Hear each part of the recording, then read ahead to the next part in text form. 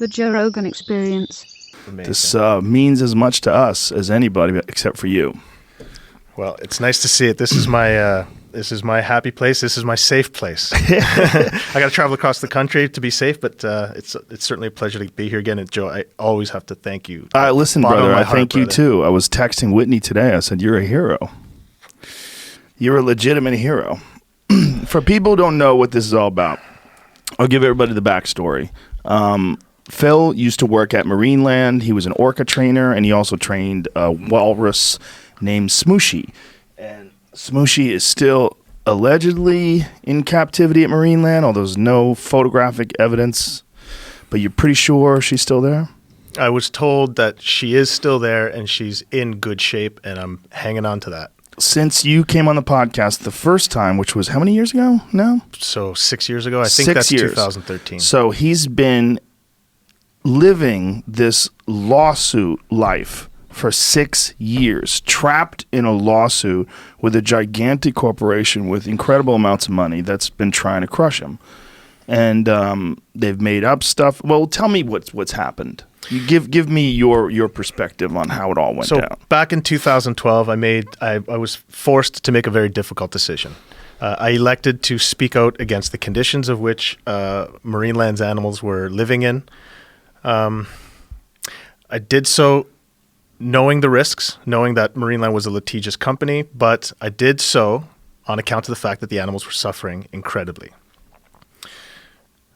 Before quitting, I had an agreement with Marineland that, look, I'm leaving. This is long before I'd spoken out.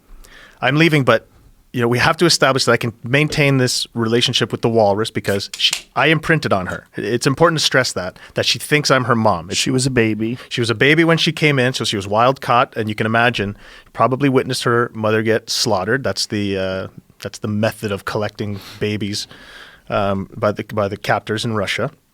And so she comes in traumatic at the age of, we estimate, about 18 months of age, which is pretty old, in fact, in our experience, at Marineland's experience of acquiring these wild-caught baby walruses. And through a sort of traumatic experience with her, that I was there with her, this anomalous thing happened where her brain circuitry opened up, and much like in the wild, where in the case of herd animals, the babies become familiar with the mother's sound, scent, look, everything. All the senses are acute. They're aware of where they are, so that they can find each other amidst these thousands of animals. Well, this happened to her. So the brain circuitry opens. Suddenly, I'm imprinted on her. I wasn't prepared to leave Marineland unless it was of the understanding that I can continue to help her, because historically my relationship with her, had everything to do with her health and well-being.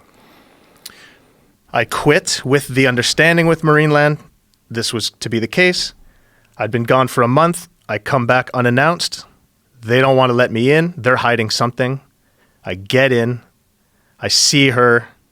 She's in terrible shape. I snap a few photos. I leave.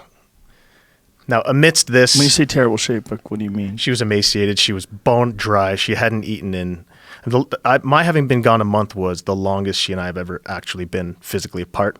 I'd been trying to wean my presence off of her so that other trainers could be able to maintain a healthy diet for her, healthy lifestyle. So she was emaciated because she wasn't eating because of stress? Well, I wasn't there for that month, I can't say, but she was certainly not eating. She was super skinny. They had her, of course, on a bunch of drugs, which include psychotics, Valium, antidepressants. When I saw her, my jaw hit the floor.